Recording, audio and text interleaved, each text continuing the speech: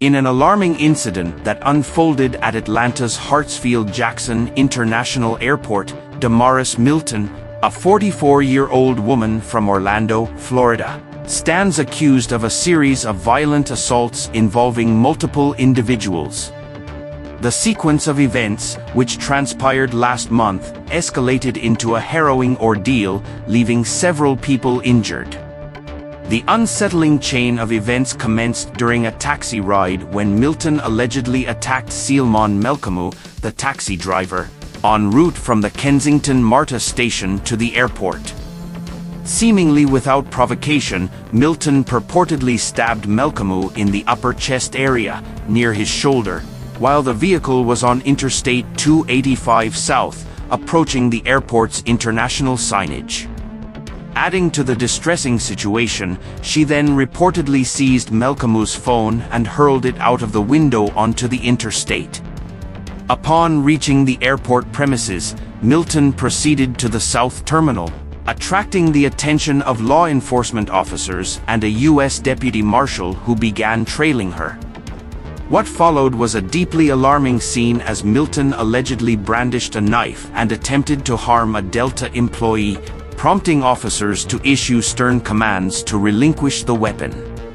Despite repeated directives, Milton purportedly refused to comply.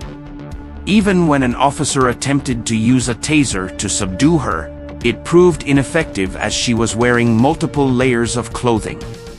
In a desperate attempt to contain the escalating situation, officers resorted to pepper spray, but the chaos intensified when one officer slipped amidst the commotion. Exploiting the opportunity, Milton allegedly bent down and stabbed the officer in the leg before being tackled to the ground by another officer. The aftermath saw several individuals, including the taxi driver, the injured police officer, and the harmed Delta employee, being rushed to different hospitals for medical attention.